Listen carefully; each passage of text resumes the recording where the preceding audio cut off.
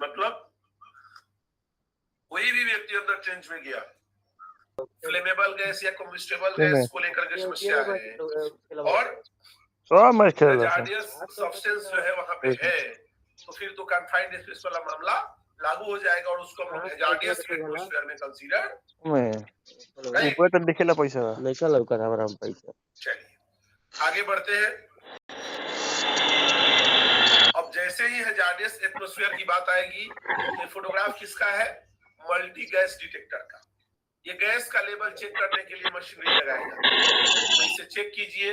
पैसा alien check तो कीजिए, मैच लोअर खत्म हो गया एक्सपोजर पंद्रह लिमिट, बात है ऑक्सीजन लेवल चेक कीजिए, लेकिन पैसा तो कार्बन हमारे डाइऑक्साइड चेक चाहिए। कीजिए, हाइड्रोजन सल्फाइड चेक कीजिए, पेट्रोलियम मटेरियल्स कुछ है क्या यानी फ्लेमेबल, और अदर टॉक्सिक गैस कुछ है तो उसको चेक कीजिए। ये बीमारी सभी के सभी लिमिट में है तो ठीक है, लिमिट में ऊपर नहीं देखा है पैसा ऊपर तो देखा आपको एक्शन लेना पड़ेगा। और ये लिमिट में यदि नहीं आया ना तो 100% उस समय डिसाइड हो गया कि वह एरिया कन्फाइंड स्पेस में कंसीडर, राइट। तो हजार्डियस एटमॉस्फेयर कब होता है? जैसे आप जगह बैठे, क्या उसको हम हजार्डियस एटमॉस्फेयर बोलेंगे? बाकी जैसे बिचाऊ में आप जगह बैठे हैं सब कुछ ठीक है, वहाँ पे सांस लेने में कोई दिक्कत नहीं है, बीचों में सब पैसे लेकर हट गया। मात्रा लिमिट में है। जैसे मान ली कि चेन्नई पर लगा ही नहीं है, कोलकाता जीते लगल या कोई भी अदर टॉक्सिक सौ 150 रुपया माइनस होखे लगल, तो चंद उतने ले माइनस में कहीं के चेन्नई हार जाई, पैसा हार जाए तो बीच में जितने माइनस हो उतने लेकर हट जाई। नहीं बोला जाता है जन दूसरा से बच जाला कि 4 फीट से और पेट्रोल में वही में आवेला वो पहुंचे हम भेज पानी हो गए। ना 4 फीट या उससे ज्यादा एक्सकवेशन होगा ना तो हमको मतलब अलर्ट रहना चाहिए कि ये कन्फाइंड स्पेस में बदल सकता है। एक गोली गेम से आधा लोग कितना पैसा कमा ले, तो कन्फाइंड स्पेस नहीं हो मैं सकता। 100 गो है, लेकिन 4 फीट या 4 फीट से ज्यादा का एक्सकवेशन आपने किया तो संभावनाएं रहेगा कि वो कन्फाइंड स्पेस में कन्वर्ट हो जाए। समझ में आ रहा है? यस। जैसे अब कोई भी व्यक्ति 2 फीट 3 फीट का तो होता नहीं है जो काम करता है, 5 फीट का लगभग होता है, और 4 फीट तक खोदेगा, झुक के काम करेगा तो अंदर थक जाएगा। 2-3 फीट रहेगा तो कुछ बहुत प्रॉब्लम नहीं होने वाला है, खड़ा होगा तो ऊपर ही आ जाएगा। लेकिन 4 से ज्यादा अगर 5 फीट 7 फीट 10 फीट खोद दिया तो आदमी तो पूरा अंदर रहता है ना उसमें। जी सर समझ में आ रहा है? तो बोला जाता है ना, हमने ये लिखाया है एक्सकवेशन में कि यदि 4 फीट या 4 फीट से ज्यादा का एक्सकवेशन हो रहा है तो वो एरिया कन्फाइंड स्पेस में परिवर्तित हो सकता है, तो उसके लिए अलर्ट रहना चाहिए, राइट। यस। तो गांव में टंकी बनती है तो 4 फीट से ज्यादा खोदा जा रहा है तो कन्फाइंड स्पेस में कन्वर्ट होने की संभावनाएं हैं, तो उसके लिए अलर्ट रहने की जरूरत है। आगे देखिए। अब देखिए इमरजेंसी रेस्क्यू इक्विपमेंट। देखिए ध्यान से, जब भी हम डीप एक्सकवेशन करते हैं या कन्फाइंड स्पेस में भी हम बात किए थे, तो ऐसे केस में हमको क्या करना है? इमरजेंसी रेस्क्यू इक्विपमेंट रहना चाहिए। क्या है देखो, जैसे किसी व्यक्ति को अंदर से बाहर खींच के लाना है तो शायद आप नहीं ला पाओगे, लेकिन व्यवस्था रहता है, जैसे लेडर है, लेडर के ऊपर एक व्हील लगा रहता है, उस पर ट्रॉली जैसा है, उस पर आदमी को चुला के बांध के आराम से ऊपर खींच लेगा, उसको चोट भी नहीं लगेगा, आराम से ऊपर आ जाएगा। देखिएगा रेस्क्यू करते समय एक सावधानी बरतनी पड़ती है कि रेस्क्यू करते समय लोगों को चोट लगने का संभावनाएं बहुत रहता है, क्योंकि जिसको जो बीमार है अंदर, जो मतलब अचेता अवस्था में है, तो उसको तो कैसे भी खींचोगे तो आ रहा है, अब उसका हाथ कहीं छिल जाएगा, पैर छिल जाएगा, कहीं चोट लग जाएगा, कहीं मोच आ जाएगा, तो बहुत संभाल कर बाहर से अंदर लाना पड़ता है, अंदर से बाहर लाना पड़ता है। तो देखो बहुत आसानी से यहाँ पे बांध के ऊपर खींच लेगा, आदमी ऊपर आ जाएगा। तो ट्रेंड पर्सन है। जैसे आपको एग्जाम्पल में आपको बता दूं, कुछ दिन पहले की बात है, 6-8 महीना पहले उत्तराखंड में जब हादसा हुआ था, लैंडस्लाइड वगैरह हुआ था, तो उसमें सीआईएसएफ के जवान जो है अंदर प्रवेश करके लोगों को बहुत आसानी से सुरक्षित बाहर लाए थे। तो कैसे लाए थे? वो एक्सपर्ट है, उनके पास रिसोर्स है, उनके पास व्यवस्था है, तो बहुत आसानी से वो आपको बाहर बचा सकते हैं, ला सकते हैं बिना चोट लगे। और अनट्रेंड आदमी रहेगा, इक्विपमेंट नहीं रहेगा, तो उसको कैसे निकालोगे? बहुत मुश्किल है, राइट। तो इसलिए रेस्क्यू इक्विपमेंट का होना जरूरी है। ये देखिए, ये व्यक्ति है इमरजेंसी रेस्क्यू इक्विपमेंट। ये क्या कर रहा है, यहाँ पे इसके पास कुछ क्या बोलते हैं कम्युनिकेशन डिवाइस है, फुल बॉडी हार्नेस पहना है, गमबूट पहना है, सीट में हेलमेट पहना है, और ये कोई अंदर कोई पीठ है, कोई फंसा होगा, अंदर जा करके निकालने की ताकत ये रखता है। तो इमरजेंसी रेस्क्यू इक्विपमेंट होना जरूरी है। और अंदर यदि टॉक्सिक गैस या फ्लेमेबल गैस या हाईली खतरनाक इन्वायरमेंट है, तो ऐसे केस में ब्रीदिंग ऑपरेटर्स का इस्तेमाल करके हम लोग अंदर प्रवेश करते हैं, यानी ऑक्सीजन की सहायता से हम लोग जाते हैं, जस्ट लाइक। उसके बाद वाटर एक्युमुलेशन। आपको पता है कि जब एक्सकवेशन होता है तो एक्सकवेशन होते समय चांसेस रहता है कि नीचे से पानी आ जाता है, कई बार ऐसा होता है, गाँव वगैरह में भी आप अनुभव करते होंगे कि पानी आने की संभावना बहुत रहता है। तो ऐसे केस में क्या करना है, 2-3 ऑप्शन है आपके पास। सबसे पहले हम लोग क्या करते हैं, डिवाटरिंग पंप लगा देते हैं और काम को कंप्लीट करते रहते हैं और पंपिंग करके पानी भी बाहर धीरे धीरे निकालते रहते हैं, ताकि अंदर पानी न भरे। और जो वर्कमैन अंदर काम कर रहे हैं उनको अलर्ट मोड पे रखा जाता है कि आप देखते रहिएगा, यदि पानी बहुत तेजी से बाहर आने लगा तो आप बाहर आ जाइएगा। और धीरे धीरे पानी आ रहा है तो प्रयास होता है कि उसको डिवाटरिंग किया जाए, लगातार पानी वहां से बाहर निकाला जाए और लोगों को सुरक्षित किया जाए। बात समझ में आ रही है भैया?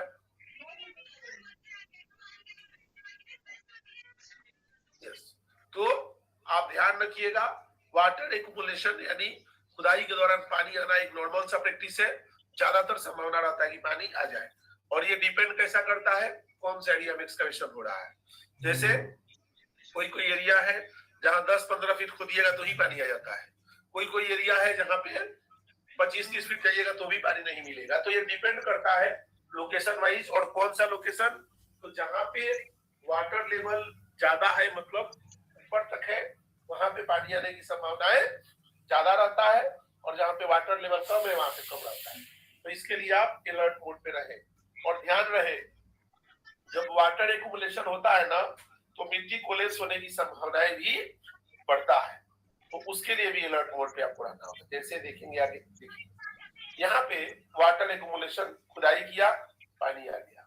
यहाँ पे 2-3 मेरा कंसर्न है। सबसे पहला, जो वेरिफिकेशन हुआ है वो ठीक नहीं है, ऐसा नहीं होना चाहिए। जो एक्सकवेटेड पिट है उससे दूर से वेरिफिकेशन आपको करना पड़ेगा। ऐसा नहीं अंदर वेरिफिकेशन है तो आदमी इसमें आसानी से जाके गिर जाएगा, तो ये रॉन्ग प्रैक्टिस है, अच्छा प्रैक्टिस नहीं है। वेरिफिकेशन कभी भी एक्सकवेटेड पिट से कम 2-3 फीट दूर से करना चाहिए, ताकि कोई भी उसमें इंटरवेंशन मोमेंट ऐसा कुछ ना हो, नहीं तो कोई भी आदमी अंदर जाके गिर जाएगा। और ये जो परिस्थिति है ना, ये मिट्टी क्या करेगा, गीला होगा, गीला होने के बाद धीरे धीरे कोलैप्स करेगा, तो ये प्रॉब्लम रहता है। तो इसलिए वाटर एक्युमुलेशन यदि होने का यदि कहीं रहता है ना, पानी आने लगा, तो वहां पे किया ये जाता है कि जल्दी जल्दी पानी निकाल करके और जितना जल्दी काम हो सकता है करके और उसको बैकफिलिंग कर दिया जाता है, कि जितना जल्दी हो सके उसको क्लोज किया जाए, ये प्रयास किया जाता है, राइट। तो लंबे समय तक छोड़ोगे तो एक नया प्रॉब्लम क्रिएट करेगा। और देखेंगे यहाँ पे, देखिए काम चल रहा है वाटर एक्युमुलेशन से रिलेटेड। यहाँ पे क्या किया है, ट्रेंच बना रहा है। यहाँ पे आप देखते हो नॉर्मल सा हुंडा जो गाँव वगैरह में आप इस्तेमाल करते हो, पंपी सेट जैसा ही है, अंदर से पानी खींच के बाहर फेंक रहा है, मेंटेन करे, राइट। तो ये प्रैक्टिस यहाँ पे फॉलो हो रहा है। यहाँ पे कुछ अनसेफ एक्ट भी दिख रहा है, उसको हम लोग नोटिस कर लेंगे। जैसे यह व्यक्ति बिल्कुल किनारे पे बैठा है, अंदर गिर जाएगा, ये गलत है। और ये जो ये जेसीबी है, जेसीबी एकदम किनारे तक जा रही है, मुझे लगता है कोई मटेरियल का मूवमेंट इससे कर रहा है, जो रॉन्ग है। यदि मटेरियल का मूवमेंट करना है तो हाइड्रा वगैरह से करिए, जेसीबी से करना उचित नहीं है, क्योंकि ये लिफ्टिंग इक्विपमेंट नहीं है। तो एक तो किनारे तक जा रहा है, प्लस में कोई वस्तु को मुझे लग रहा है कि इधर उधर कर रहा है, जो एकदम ही गलत है, ऐसा नहीं करना चाहिए। तो ये वाटर एक्युमुलेशन से रिलेटेड पॉइंट था जो मैं आपको दिखा रहा हूँ। यहाँ पे देखिए हुंडा से पानी को बाहर निकालने का प्रयास चल रहा है। अब देखिए ये फोटोग्राफ को देखिए, अब समझ में आएगा कि जैसे मान लीजिए कोई आपने एक्सकवेशन किया और एक्सकवेशन करने के बाद अंदर से पानी आ रहा है, तो पानी आ रहा है तो क्या करता है, पानी मिट्टी को गीला करेगा, मॉइस्चर बढ़ाएगा हर जगह। और जब मिट्टी गीला होगा तो क्या होगा, टूट टूट के अंदर गिरेगा। यस, तो ऐसे केसेस में, और ये प्लस में जितना ये मिट्टी गीला हुआ है ना, यहाँ पे कुछ कोई व्यक्ति गया या कोई इक्विपमेंट गया, एकदम कोलैप्स हो जाएगा, क्योंकि पूरा लूज हो जाएगा, अपना मिट्टी गीला होने से स्ट्रेंथ खो देता है। तो ऐसे केस में आपको क्या करना है, जितना जल्दी हो सके ना उतना जल्दी आप इसको काम को समाप्त कर दीजिए। जो बड़े बड़े प्लांट में आप जाएंगे ना, जहाँ पे डीप एक्सकवेशन होना है बड़े लेवल पे, जैसे मान लो 40 फीट खोदना है और 7 दिन का काम है, तो वहां पे क्या किया जाता है, वेदर का रिपोर्ट देखा जाता है कि जैसे हम लोग, आप गूगल करेंगे तो गूगल बता देगा आपको कि जो अगला 7 दिन है कैसा रहने वाला है।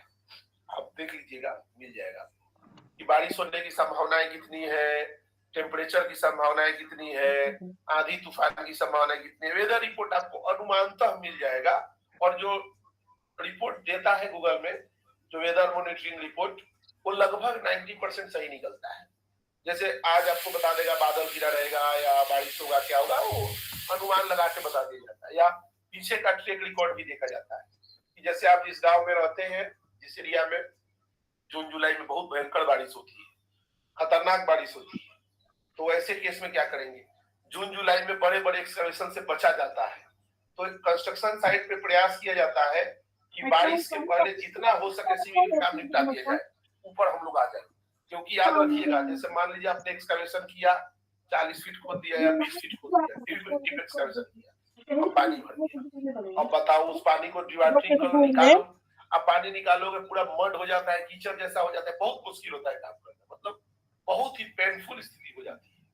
तो प्रयास किया जाता है कि जितना जल्दी हो सके उतना जल्दी काम को निपटा लिया जाए, एक्सकवेटेड पिट को बैकफिल कर दिया जाए। तो एक्सकवेशन करते समय इन सब चीजों पे थोड़ा ध्यान देना पड़ता है। ये देखिए, ये क्या है, ये आपको ग्राउंड वाटर को रिमूव करने का प्रैक्टिस है। ये आप बहुत कम देखे होंगे, आपको मैं इसके बारे में थोड़ा बताता हूँ। जैसे मान लीजिए जहाँ पे वाटर लेवल बहुत ज्यादा है, समझिएगा, जैसे मान लीजिए 10 फीट खोदने पे ही पानी आ रहा है और आपको 15 फीट का एक तालाब बनाना है गहरा, तो जैसे वहां पे खोदने आप जाइएगा, तो पानी आ जाएगा तुरंत, काम कैसे होगा फिर? तो आपको ध्यान, मेरे बातों को याद रखिए। गाँव वगैरह में आपको जैसे 2 मशीन एक साथ होगा ना, कोई मशीन, एक मशीन चल रहा है तो ठीक है, दूसरा चालू होगा तो एक पानी ये देना बंद कर देता है। ऐसा होता है कई बार, आप नोटिस कीजिएगा। क्यों? यदि वाटर लेयर एक ही रहता है तो दोनों पंपी से पानी खींच रहा है, एक को पर्याप्त मात्रा में पानी नहीं मिला तो पानी छोड़ देता है। होता है ना ऐसा? यस, आप गांव से जुड़े होंगे तो इस बात को जानकारी आपको होगी। तो यस, कई बार क्या होता है कि बोला जाता है कि एक ही पंपी से चलाइए, हम चला लेंगे साथ चलाना। क्योंकि जब आप पानी निकालोगे ना, तो पानी का लेवल क्या होता है, नीचे जाता है ना, पानी का लेवल नीचे जाता है जब आप ग्राउंड से पानी निकालेंगे। बहुत ज्यादा मशीन चलेंगे, जैसे आप बोलते हो ना, आपको सबसे बेहतरीन एग्जांपल मैं आपको दे रहा हूँ। आपके घर के आसपास में कुआं होगा, आप वहां जाके देख लेना। बारिश के दिनों में कुआं पूरा भरा रहता है और गर्मी के दिनों में पानी एकदम नीचे चला जाता है। क्यों? ग्राउंड का पानी गर्मी के दिनों में नीचे चला जाता है, लेवल नीचे हो जाता है, तो पानी उसमें कम दिखता है। और बारिश होगी तो बारिश के चलते नहीं भरता है, नीचे का लेवल बढ़ता है, इसलिए कुआं ऊपर बढ़ जाता है। नहीं तो आप किसी कुआं में पंप से चला के पानी भरो ना, वही जाएगा जहां था, उसी लेवल पे जाकर रुकेगा। कितना भी पानी भर लो, पूरा फुल कर दो उसको, लेकिन कल सुबह देखोगे तो वही था जहां था, वही जाकर पानी, क्योंकि ग्राउंड लेवल, राइट। तो ये क्या किया जाता है, तालाब जब बनाना होता है ना, तो हम लोग क्या करते हैं, एक पॉन्ड बना देते हैं, क्या बोलते हैं, सॉरी, पीट बना देते हैं। और ये पीट में अलग अलग लोकेशन पे पाइप डाला हुआ है और ये पानी खींचता है अंदर। ये पानी खींच के क्या करता है, ग्राउंड लेवल का वो नीचे ले जाता है। वाटर लेवल मान लीजिए 10 फीट पे है, तो चलाते चलाते 15 फीट पे चला जाएगा। तो गड्ढा 15 फीट का है, तो अब तो पानी नहीं जाएगा इधर, तब तक जल्दी जल्दी इसको काम कर लेते हैं और उसके बाद इसको फिर निकाला जाता है। तो ये क्या करता है, अंदर से पानी खींचता है और पानी खींचने से ग्राउंड लेवल नीचे चला जाता है, मतलब वाटर लेवल नीचे चला जाता है। अभी 10 फीट पे पानी आ रहा है तो ज्यादा चला दोगे तो 11 फीट पे आएगा, और चलाओगे 12 फीट पे आएगा, और चलाओगे तो 15 फीट पे आएगा। तो इसको हम लोग क्यों करते हैं, यदि कोई बड़ा सा पॉन्ड या तालाब बनाना होता है और वहां पे हमको ड्राई रखना है, आस पास में लगा करके पाइप, और पानी को, ग्राउंड को पानी को खींच के लेवल को डाउन करना। बात समझ में आया? जस्ट लाइक पंप सेट जैसा ही है, ये पानी खींचोगे तो वाटर लेवल नीचे जाएगा, तो आप आसानी से काम कर पाओगे। बात समझ में आ रही है ना भैया? जी सर। ये समय लगता है, इतना जल्दी नहीं होता है, लेकिन ये मेंटेन करता है।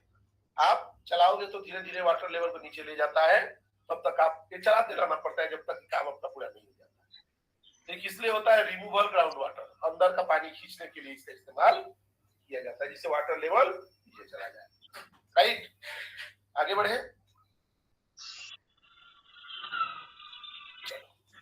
अब देखिए ओपन है, अब समझिए थोड़ा यहाँ पे क्या खतरा है, कुछ प्रश्न पूछ रहा है।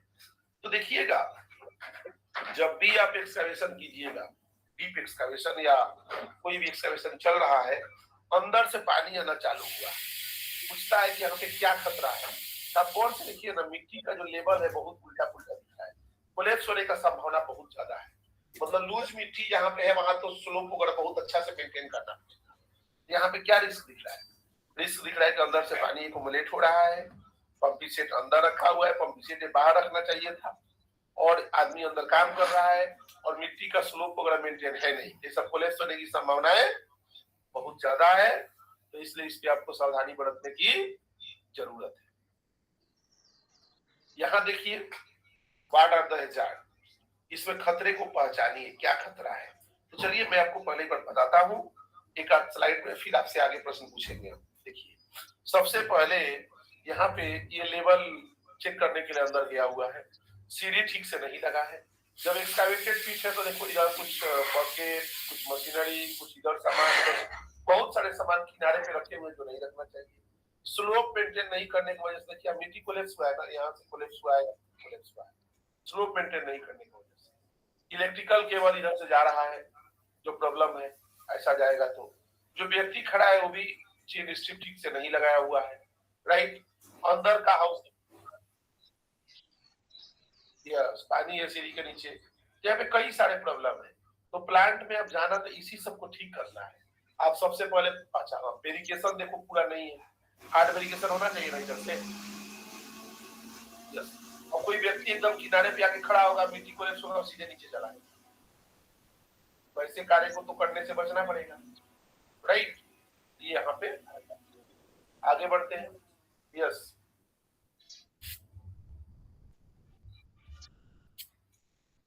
हार्ड वेरिफिकेशन करवाना पड़ेगा आपको, वहां पे इसके फोल्डिंग बना करके सुपरवाइजर को बोल के, इंजीनियर को बोल के हार्ड वेरिफिकेशन कराना पड़ेगा। ध्यान रहे, एक्सकैवेशन के लिए जो परमिट हम भरने जाते हैं ना, तो परमिट में लिखा रहता है कि क्या एक्सकैवेटेड पिट को वेरिफिकेट करने का उपकरण आपके पास है। यदि नहीं है तो परमिट पे ही साइन करेंगे, क्यों करेंगे। जैसे होता क्या है, बोलेगा यहाँ से यहाँ पे 15 फीट लंबा और 10 फीट गहरा खुदाई होनी है, तो हमारा प्रश्न रहेगा कि ये 15 फीट को वेरिफिकेट करने के लिए क्या उपाय है आपके पास। इसके फोल्डिंग पाइप, हमर जो भी चाहिए, क्लेम सब है कि नहीं है। यदि नहीं है तो परमिट ही नहीं देंगे साइन करने का, काम करने का, क्योंकि रिक्वायरमेंट है कि जैसे एक्सकैवेशन होगा इमीडिएट उसको हार्ड वेरिफिकेशन करना है। नहीं तो हम लोग क्या बात किए थे इस चैप्टर के स्टार्टिंग में कि मिट्टी कोलैप्स होना सबसे बड़ा हैजार्ड। यस, और वेरिफिकेशन नहीं रहेगा, किनारे तक लोड पड़ेगा तो मिट्टी और ज्यादा कोलैप्स होगा। राइट, चलिए आगे देखते हैं। स्टेबिलिटी की बात होती है। अब जरा आप समझिए, आपका जो बिल्डिंग बना हुआ है, आपका जो बिल्डिंग है आपके आसपास में जो, या कोई भी निर्माण कार्य चल रहा है, तो या बना हुआ पहले से एडजेसेंट बिल्डिंग है, पहले से ही है, उसके बगल में पूरा खोद दिया नीचे तक, तो क्या होगा उस बिल्डिंग का हाल। यस, कोलैप्स हो सकता है, संभावनाएं है। तो क्या कहता है कि आप किसी आसपास के बिल्डिंग के पास यदि खुदाई कर रहे हो तो आप वहां पे प्रॉपर सपोर्ट दीजिए, कुछ ना कुछ कीजिए। जैसे यहाँ पे देखिए ना, यहाँ पे कुछ पाइपलाइन का सपोर्ट दे रहा है, यहाँ पे कुछ स्ट्रक्चर का सपोर्ट दे रहा है, कुछ ना कुछ देना पड़ेगा ताकि ये आसपास में जो आपका बिल्डिंग है उस पर कोई इम्पैक्ट ना पड़े। राइट, तो आप किसी नजदीक बिल्डिंग के पास खुदाई करेंगे तो ये आपको सुनिश्चित करना पड़ेगा कि उस बिल्डिंग को पर्टिकुलर इम्पैक्ट न पड़े, ये ध्यान रखते हुए आपको खुदाई करनी है। कुछ और फोटोग्राफ दिखाएंगे, समझ में आएगा। जैसे देखिए, आप देख रहे हैं ना, एक बहुत अच्छा सा बिल्डिंग बना हुआ है, शीशा लगा हुआ, दिख रहा है।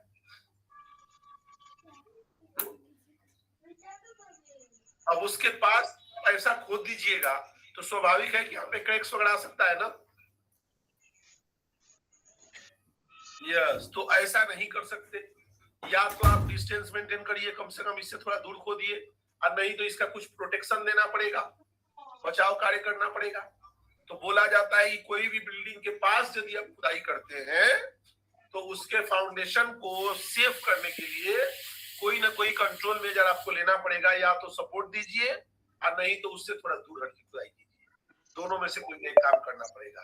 तो ये बोलता है स्टेबिलिटी ऑफ एडजेसेंट स्ट्रक्चर्स, यानी पहले से जो बिल्डिंग बनी हुई है, जो निर्माण कार्य हुआ है, उसको स्टेबल करने के लिए जो सपोर्ट या जो भी आपको देना है आप दीजिए, ताकि उसको सेव किया जा सके, उसे बचाया जा सके। बात समझ में आ रही है?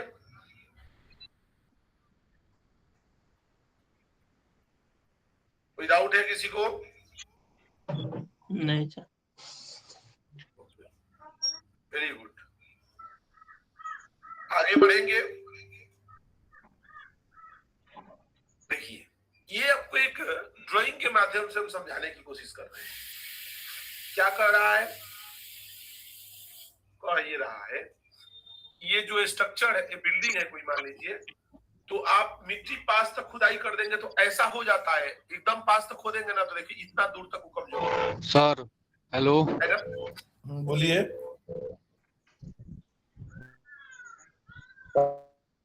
बोलिए, सुन पा रहा हूँ, क्या सवाल है? सर कह रहे हैं कि जैसे प्लांट में एक्सकवेशन होता है,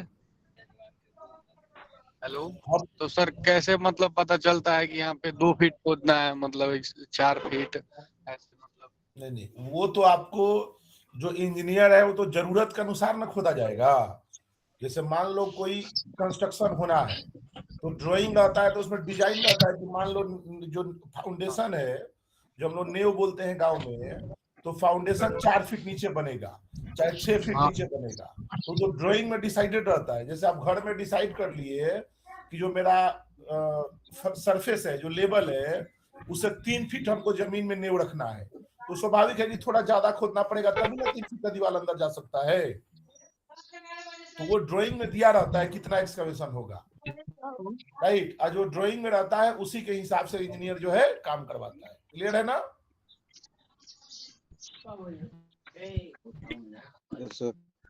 जवाब स्पष्ट है? ओके।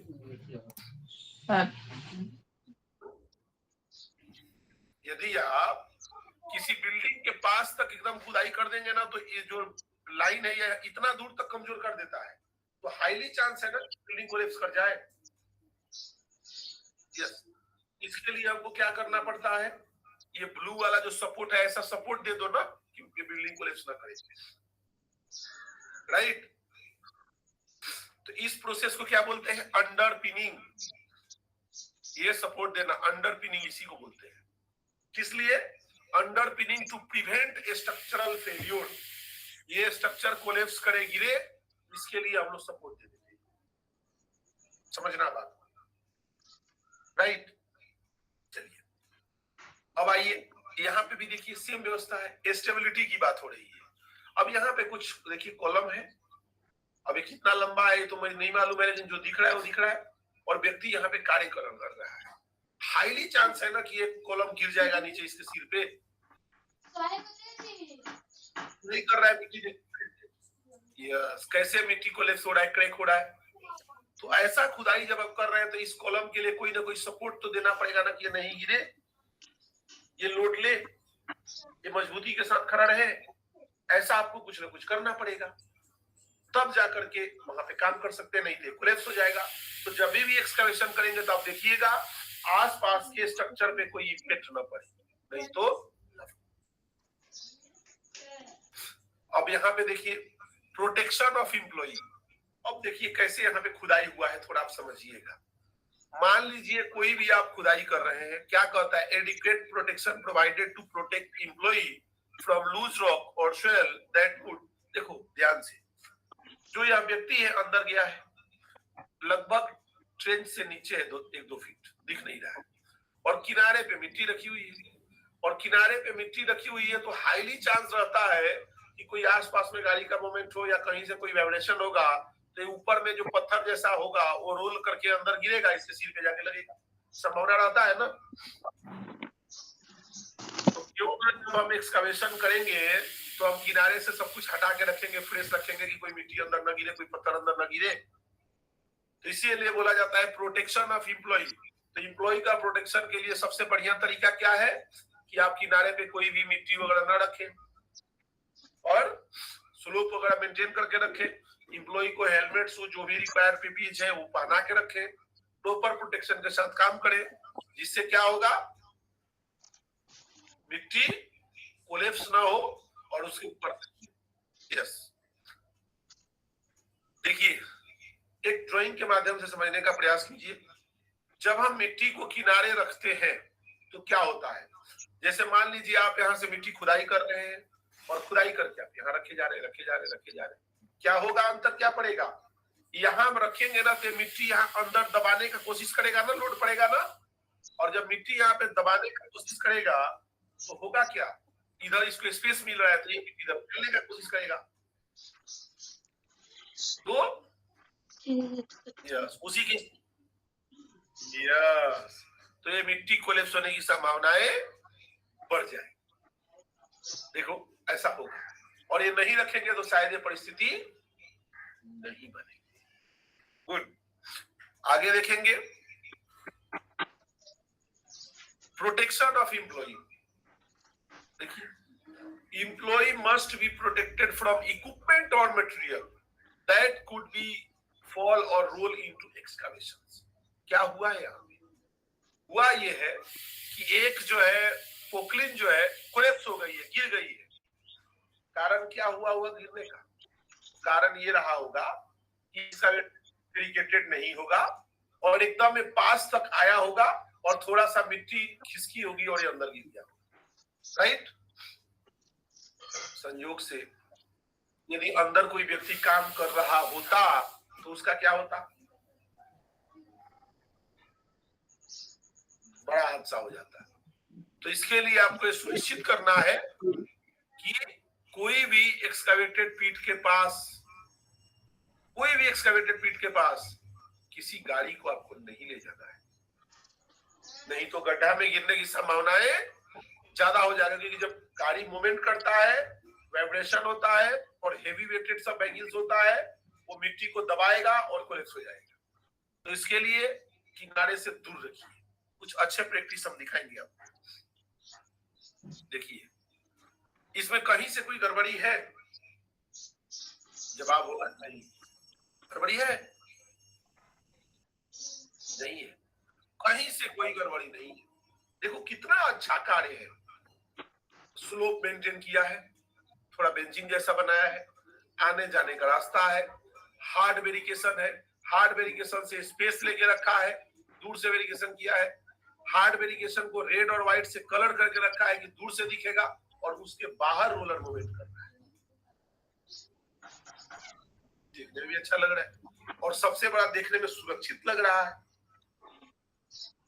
कहीं से इसमें कोई रिस्क है नहीं सर, कोई गड़बड़ी है ही नहीं। और देखो क्या कहता है, प्रॉपर एक्सेस, आने जाने का रास्ता, slope, no material within 1 metre, किनारे पे कोई मटेरियल नहीं रखना चाहिए, नहीं रखा है, बैरिकेड करके रखा है बढ़िया से, कोई दिक्कत है ही नहीं। तो ऐसे आपको कार्य क्षेत्र को मेंटेन करना है। यस, आगे देखेंगे। अब यहाँ पे देखिएगा, फोटोग्राफ को समझिए, रूल ऑफ 2 फीट। हम लोग कहते हैं कि कभी भी गाड़ी का मोमेंट जो है ना 2 फीट दूर रखिए एक्सकवेशन पिट से। जैसे ये देखिए, ये किनारा इतना रेड बना के रखा है, मतलब इस जोन में आना ही नहीं है, ये और डिस्टेंस मेंटेन करके दूर से चलो, ग्रीन है, कोई दिक्कत नहीं है। इधर से देखो, मिट्टी भी दूर रखो, जितना दूर रहेगा ठीक रहेगा, पास रहेगा मिट्टी कोलैप्स होने की संभावनाएं बढ़ेगी। मिट्टी को जितना हो सके, क्या होगा, यहाँ पे देखिए एक्सकवेशन यहाँ पे हुआ, ये थोड़ा स्पेस छोड़ के यहाँ पे एक्सकवेशन हुआ, और मेंटेन नहीं करेगा 2 फीट का किनारा तो मिट्टी कोलैप्स होने की संभावनाएं बढ़ेगी। तो हम लोग क्या बोलते हैं, हम आपको पढ़ाए हैं और आज फिर से रिपीट करते हैं कि जब एक्सकवेशन किया जाता है ना, तो प्रयास करना चाहिए कि मिट्टी एक्सकवेशन करके किनारे पे नहीं रखा जाए। कैसा प्रयास किया जाता है? प्रयास ऐसा होना चाहिए कि यदि मान लीजिए कि एक्स लोकेशन पे एक्सकवेशन करना है, तो वहां का खुदा हुआ मिट्टी कहाँ ले जाना है? तो वाई लोकेशन पे बैकफिल करना है, तो वहां ले जाकर बैकफिल कर दो। एक जगह से खुदाई किया, एक दूसरी जगह बैकफिल कर दिया, तो यहाँ से खुदा हुआ मिट्टी भी निकल गया, वहां जरूरत है वहां बैकफिल भी हो गया। ऐसे प्रोसीजर को मेंटेन करना होता है। और किनारे पे रखोगे, मिट्टी कोलैप्स होने की संभावनाएं बहुत ज्यादा बढ़ेगी। तो इसलिए वैसे केस में आपको क्या करना है? बचना है वैसे चीजों से। देखेंगे आगे, बहुत अच्छा फोटोग्राफ है। बैठ जाएंगे, एक गाड़ी आ रहा है एकदम किनारे, जैसे पहुंचा, अभी तक गाड़ी का लोड कहाँ था?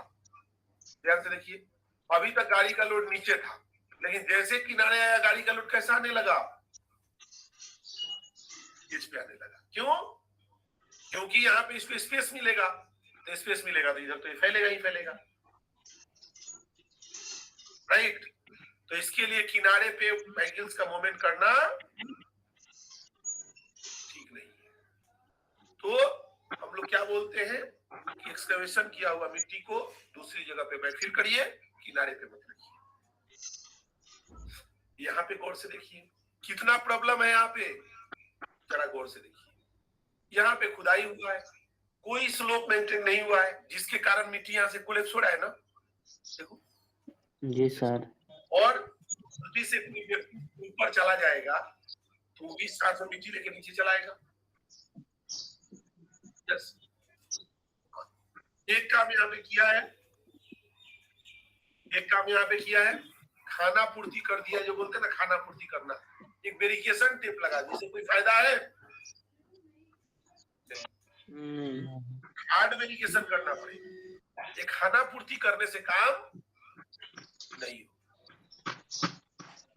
बात समझ में आ रही है भैया?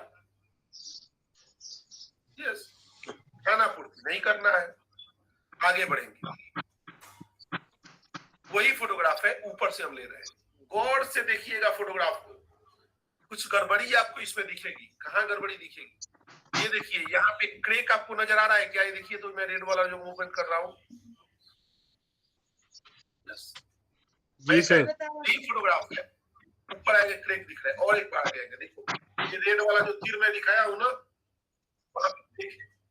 और कभी भी ये इतना बड़ा सा मिट्टी प्लेस हो जाएगा नीचे। यस, कभी भी ये मिट्टी नीचे कोलैप्स हो सकता है। तो ऐसे केस में हम लोग को क्या करना है? स्लोप मेंटेन करना है, और जहां पे क्रेक वगैरह दिख गया मिट्टी में, वहां पे किसी भी व्यक्ति को जाने के लिए मना करना नहीं देना। किसी का एंट्री नहीं होगा, इसको ठीक करने के बाद ही होगा।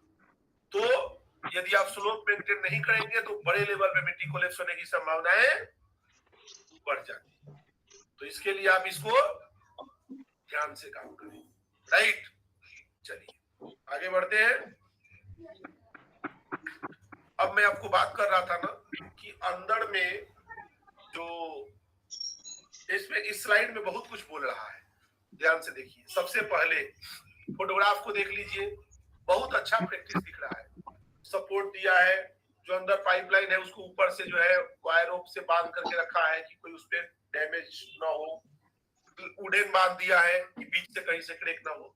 और कहता क्या है कि यदि आप डीप एक्सकवेशन में प्रवेश कर रहे हैं, inspection of competent person. Inspection of competent person कब कब करेगा?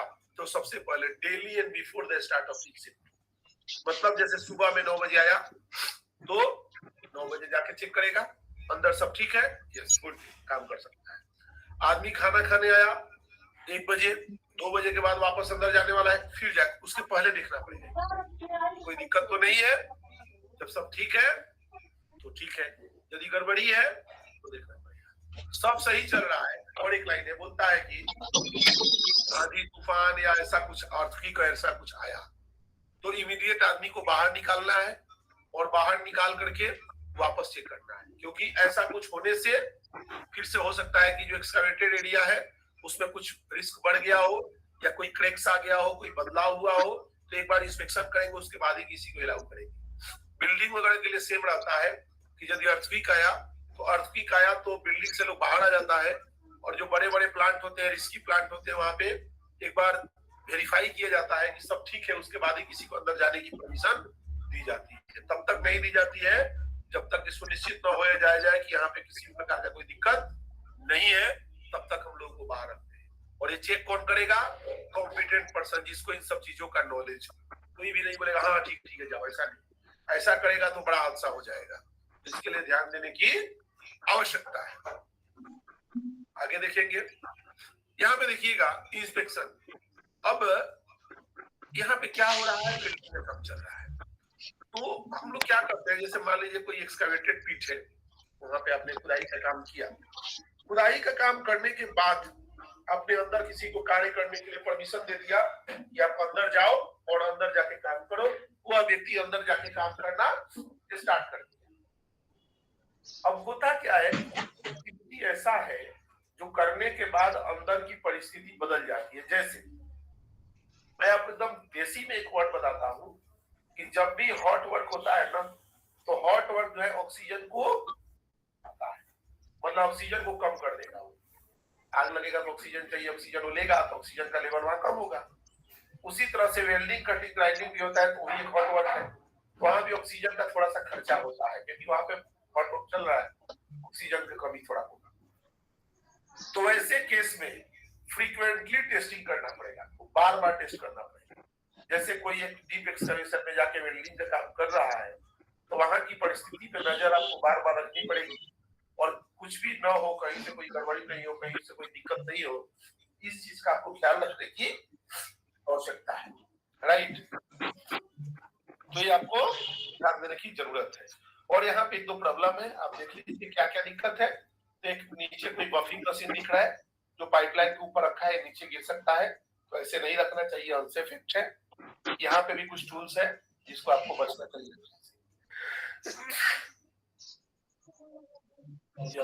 गार्ड भी नहीं है, बहुत अच्छा पॉइंट आपने पकड़ा है।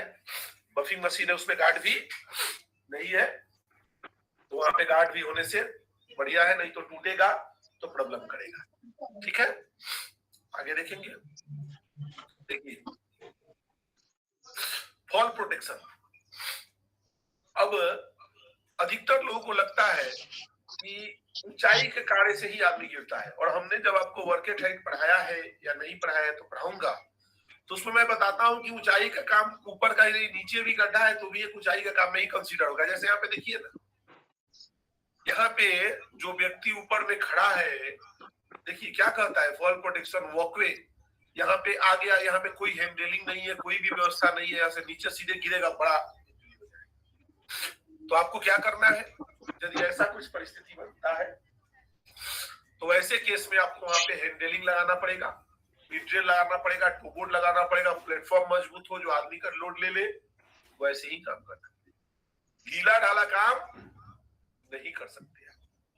तो एक्सकैवेशन के कार्य में भी, अब जैसे यहाँ पे सटरिंग वगैरह कर दिया, स्टील वगैरह बांध दिया, तो यहाँ पे जो खड़ा है उसके तो नीचे से 6-7 फीट ऊपर खड़ा है, तो ऐसे केस में हाईली चांस है कि कोई इंसिडेंट हो जाए। तो करेंगे क्या, प्रोटेक्शन देना पड़ेगा उसको। कौन सा प्रोटेक्शन? हैंडलिंग वगैरह लगा के देना पड़ेगा, मिडरेल लगा के देना पड़ेगा, बोर्ड लगा के देना पड़ेगा, ताकि कोई व्यक्ति गिरे नहीं। यानी कंप्लीट हाइट का प्रोसीजर यहाँ पे फॉलो करना पड़ेगा। बिना हाइट का प्रोसीजर फॉलो किए काम नहीं कर सकते। राइट, आगे सर यहाँ पे देखिए प्रोटेक्शन ऑफ। कोई सवाल है? जी सर, मान लीजिए वो 6 फीट ऊपर जब काम कर रहा है तो उसको फुल बॉडी हार्नेस भी चाहिए ना? बिल्कुल, रेलिंग लगा के लगाते हैं, बिल्कुल। जी सर, उसको मतलब फुल बॉडी जो बेल्ट वेल्ट वगैरह होता है उसको चाहिए ना, क्योंकि 6 फीट हाइट है। बिल्कुल चाहिए, 100%। जी उसमें हम क्या करते हैं ज्यादातर इस केस में कि हम मोटे पाइप का स्कैफोल्डिंग का रेलिंग लगा देते हैं, समझ गए ना? जी जी जी। तो रेलिंग लगा देने से बेल्ट फिट नहीं चाहिए, मतलब रेलिंग लगा देने से जैसे नहीं आप सर, सुनो मेरा बात। जी जी। जैसे आप मान लो अपने छत पे चढ़ते हो तो सेफ्टी बेल्ट पहनते हो? नहीं। क्यों नहीं पहनते हो? नीचे से नीचे से सपोर्ट रहता है और गिरने के चांस रेलिंग नहीं है, रहता, इसलिए हम लोग नहीं छत पे रेलिंग है ना, कमर जी के बराबर रेलिंग है ना। जी जी उसी तरह से एक्सकावेशन पिट के चारों तरफ से इसके फोल्डिंग पाइप जी का, लोहे के पाइप का जो है बीच में और ऊपर जी 2 लेयर का रेलिंग बना देते हैं ताकि अंदर आदमी नहीं गिरे। क्लियर है ना? जी सर जी। वो आगे फोटो भी हम देखेंगे। Okay sir. गुड, अच्छी बात है। देखो, सभी छात्रों से निवेदन है कि आपके मन में जो भी सवाल आता है आप पूछिए। यदि आपके मन में सवाल आएंगे और उसे आप पूछेंगे तो वो चीजें आपके दिमाग में सेट हो जाती है, उसको आप कभी भूलते नहीं। और सवाल नहीं पूछिएगा तो भूलिएगा, याद नहीं होगा, कुछ समझ में नहीं आएगा। तो इसीलिए आप हर लाइन को समझने का प्रयास कीजिए और जहां आपको दिक्कत होती है आप हैंड रेस करके सवाल पूछिए। गुड। कितना खतरनाक तरीका से एक्सकवेशन किया है, एकदम स्लोप मेंटेन नहीं है, आदमी अकेले है, इतना डीप में है, मिट्टी कोलेप्स होगा, अंदर ही आदमी दब जाएगा, पता भी नहीं चलेगा कि कहां चला गया। बोलो, राइट? ऐसा कार्य नहीं करना है। और ध्यान रहे, डीप एक्सकवेशन यदि कहीं है ना, तो एडिशनल रिक्वायरमेंट है कि अंदर जो लोग काम करने जाएगा उसके अलावा एक आध व्यक्ति को बाहर एज अटेंडेंट रखना चाहिए, जो देख रेख करेगा, हर तरीके से मॉनिटर करेगा। यहाँ पे एकदम स्लोप मेंटेन नहीं किया है, पतला लंबा गहरा खोद दिया है। अब इसमें मिट्टी कोलेप्स, यस, तो ये जो है उचित नहीं है। यहाँ पे हाईली चांस है किसका, मिट्टी कोलेप्स होने का और अंदर दब जाएगा। राइट? क्या कहता है, employee in an excavation must be protected from caving by adequate protection system. पर्याप्त मात्रा में सुरक्षा व्यवस्था लगा करके मिट्टी कोलेप्स होने से बचाना है, आदमी को इंजर्ड होने से बचाना है। यहाँ पे कोई कंट्रोल लिया ही नहीं है। संभावनाएं क्या है, हाईली संभावनाएं है कि वहां पे चोट लग जाएगा। राइट? तो ऐसे चीजों से आपको बचने की जरूरत है, ऐसा कार्य नहीं करने की परमिशन दें। नेक्स्ट देखिए, कभी भी हम एक्सकवेशन करेंगे, ध्यान दीजिएगा, यहाँ पे बहुत अच्छे समझ में आएगा। अब ये देखने से ही लग रहा है ना कि कॉर्नर टूट के गिरने वाला है।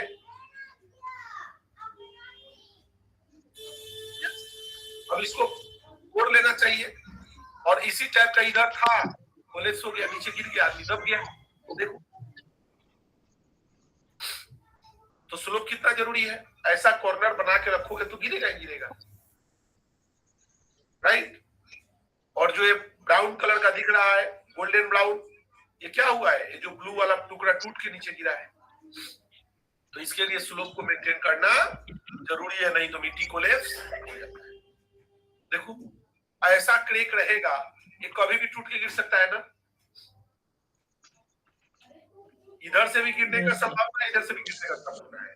क्या कहा जाता है, कहा जाता है कि जब भी एक्सकवेशन आप कर रहे हो ना, तो आप देखोगे तो आपको पता चल जाएगा, थोड़ा सा आपको यदि सिविल में अनुभव होगा, थोड़ी सी कॉम्पिटेंसी होगी, तो कि यहाँ पे मिट्टी कोलेप्स होने की संभावनाएं बहुत ज्यादा है, आपको पता चल जाएगा। राइट? तो ऐसे केस में आपको क्या करना है, बचना है। किससे बचना है, मिट्टी कोलेप्स होने से आपको बचने की आवश्यकता है। और ध्यान नहीं दिया जाएगा तो वहां पे प्रॉब्लम हो जाएगा। राइट? किसी को कोई डाउट? सर, ये कितना फीट डाउन होगा ये एक्सकवेशन? जी सर। ये तो मतलब अनुमान लगाया जा सकता है, लेकिन जैसे आदमी का फोटो दिख रहा है, कम से कम 12 फीट होगा, क्योंकि 5 से 12 6 फीट होगा। तो मान लीजिए सर, इसमें स्लिप होने का डाउट मतलब है कि मिट्टी मतलब स्लिप हो सकता है। हाँ, कोलेप्स होगा। इसको देखो, डीप एक्सकवेशन तो हम लोग बहुत नीचे तक, बहुत बड़ा बड़ा भी करते हैं, लेकिन जी। कोई भी काम यदि प्रोसीजर्स के हिसाब से होगा तो कुछ गड़बड़ नहीं होगा। राइट? अब इसमें क्या करना था, ये स्लोप यहाँ से यहाँ काट के ऐसा बना देना था, कुछ दिक्कत नहीं होता। जी। रिजर्वर वगैरह बनता है तो बहुत डीप एक्सकवेशन होता है। अब इसमें करना क्या है, ये ऐसा यहाँ से स्लोप बना देना है बस, तो आदमी जाना आना भी हो जाएगा स्लोप से। जी। सर, मेरा एक क्वेश्चन था सर। मान लीजिए 12 फीट डाउन है, तो ये मिट्टी गिरने का चांस है तो यहाँ हम स्लोप बना सकते हैं, ठीक है। जो हम लोग का जो घर में ये टंकी वगैरह जो खुनवाते हैं वो तो 12-15 फीट रहता है, तो उसमें सर चांस नहीं रहता है। देखो, मैं आपको आगे देखोगे मिट्टी का प्रकार आएगा, उसके बाद कौन जी सा जी। मिट्टी में कितना स्लोप रखना है वो सब आपको बताया जाएगा। और गांव ओके में सर, तो जो काम होता है वो तो ऐसे ही होता है ना, बम्बू लगा के रस्सी बांध के, बहुत सारे वो अनसेफ काम होते हैं। तो वैसी जी चीजें सर, प्लांट में लागू नहीं की जाती है, समझ गए जी बात को। जी सर, वैसी चीजें प्लांट में बिल्कुल भी लागू नहीं की जाती नहीं है। की जाती है, समझ गए बात को। जी जैसे सर। सर मेट्रो में, जैसे मेट्रो की खुदाई होती है, बोलिए। पूरा सपोर्ट लगाया जाता है। हम लोग जो एक्सकावेशन मेथड पढ़ेंगे ना, एक्सकावेशन में 3 मेथड है, बोरिंग, बेंचिंग, स्लोपिंग। और अभी आगे हम लोग अगले क्लास में जो पढ़ने वाले हैं उसमें पढ़ेंगे मिट्टी के प्रकार के भी बारे में, कि मिट्टी कितने प्रकार के होता है। तो कहने का मतलब है कौन सा मिट्टी है उसमें कितना स्लोप होगा। जैसे 90 डिग्री का भी स्लोप मेंटेन किया जा सकता है, समझ गए बात को। तो 90 डिग्री का स्लोप कब मेंटेन होगा? 90 डिग्री का स्लोप यदि मान लो पत्थर वाला मिट्टी, आप यदि नोट्स पढ़ के आए होंगे तो देखिएगा मिट्टी के 4 प्रकार है, आपको लिखा होगा।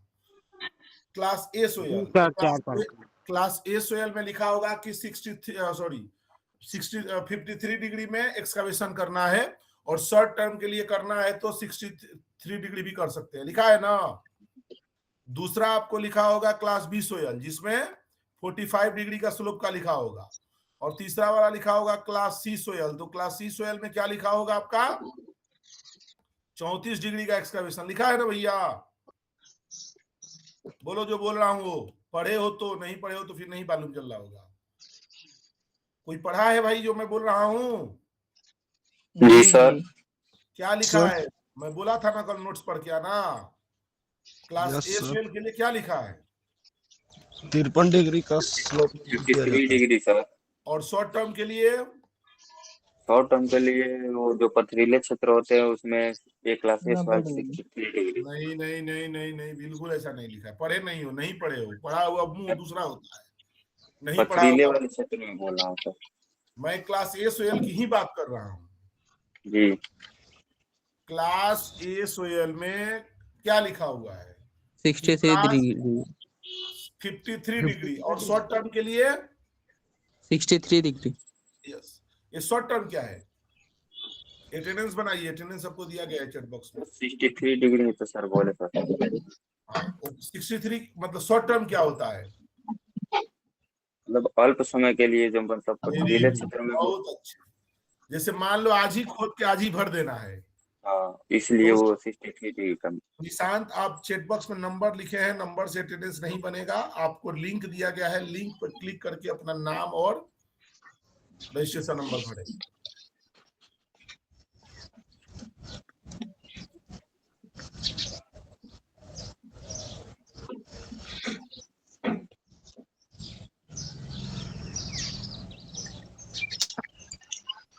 सर एक बार और लिंक भेज दीजिए। लिंक चैट बॉक्स में आपको 2 बार भेज दिया, तीसरी बार भेज रहा हूँ। सर बैक होके फिर ज्वाइन किए हैं तो लिंक नहीं दिखा रहा, नहीं दिखा रहा। भेजिए भेजिए भेजिए भेजिए।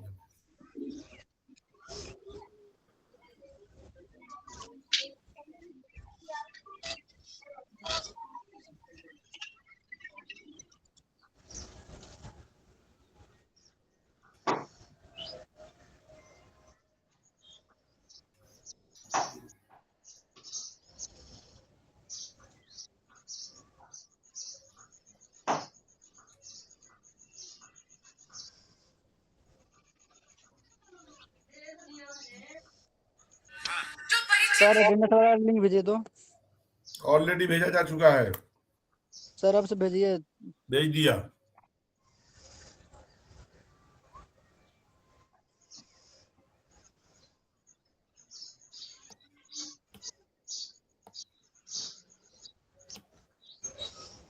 चलिए, जितना आ गया उतना हम जो है अटेंडेंस भेज देते हैं, बाकी लोग भरेंगे, उनका रिकॉर्ड में रह जाएगा।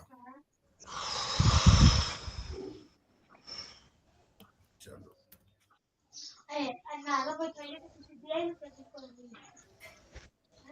सर जी उस दिन कौन डेट किया था? प्लांट का एक वर्कर था, डेथ किया था।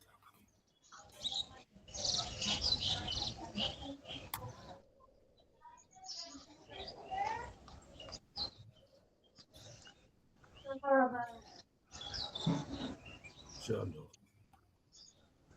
तो उम्मीद है कि आपको आज का सवाल समझ में आया होगा, और मैं फिर से रिपीट कर रहा हूं कि आप लोग पढ़ नहीं रहे हैं तो घर में जो भेजा जा रहा है क्वेश्चन आपको पढ़ के आने के लिए, उसको पढ़ के आइए। तो आज का जो क्लास है वह होता है, और कल जो हम लोग एक्सकवेशन में आगे कंटिन्यू करेंगे, और कल एक्सकवेशन को खत्म कर लेंगे। कल एक्सकवेशन आपका फिनिश हो जाएगा। ठीक है भैया,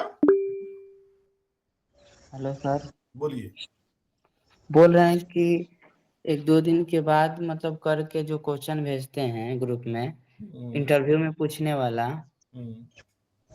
तो सबको याद करना पड़ता है, सबको प्रिंट आउट निकलवाना 1-2 पड़ता दिन है। बाद नहीं भेजते हैं, जब नया लड़के जुड़ते हैं तो ग्रुप में फॉरवर्ड करते हैं। उसको क्या करिए, आप प्रिंट कर लीजिए, पहला काम है। आप प्रिंट करके आप सिर्फ पढ़िएगा ना, तो धीरे धीरे समझने रखिए। कहने का मतलब है, जब बड़े पोजीशन पे आप जाते हैं ना, जैसे मान लो आपका अब उम्र बड़ा हो गया, प्राइमरी स्कूल के बच्चे आप नहीं रहे, राइट, तो अब आपको याद करने की जरूरत नहीं पड़ती है। अब क्या होगा, आपको समझने की जरूरत पड़ती है। तो उसको बार बार पढ़िएगा तो वो आपको चीजें समझ में आ जाएगी। तो जो दिया गया है उसको बार बार पढ़िए, बार बार पढ़िए, तो बार बार पढ़िएगा तो समझ में आ जाएगा। क्लियर है ना? तो जैसे आता है इंटरव्यू के लिए, मतलब जो प्रश्न देते हैं ना, तो वो 2 दिन बीच करके आ ही जाता है कभी काल, तो सबको मतलब प्रिंट आउट निकलवाना पड़ेगा या कोई एक? 2 दिन देखिए क्वेश्चन रखा है। 2 दिन लग जाता है। देखो, जब नए लड़के जुड़ते हैं ना, देखना ग्रुप में नया नंबर ज्वाइन होता है तो फिर से भेज देते हैं कि वो बच्चे प्रिंट करा लें। वो याद दिलाते रहते हैं, यदि आपने प्रिंट करा लिया है तो क्यों कराइएगा। समझ गए बात को ना? क्वेश्चन एक ही रहता है सर।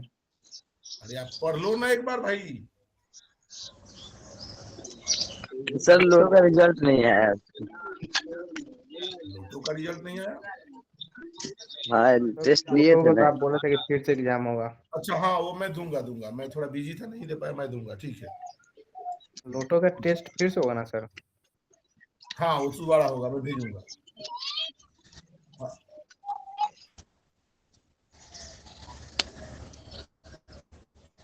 चलो ठीक है, तो आज के लिए इतना ही, फिर मिलेंगे कल। बहुत बहुत धन्यवाद। ठीक है सर। Thank you sir.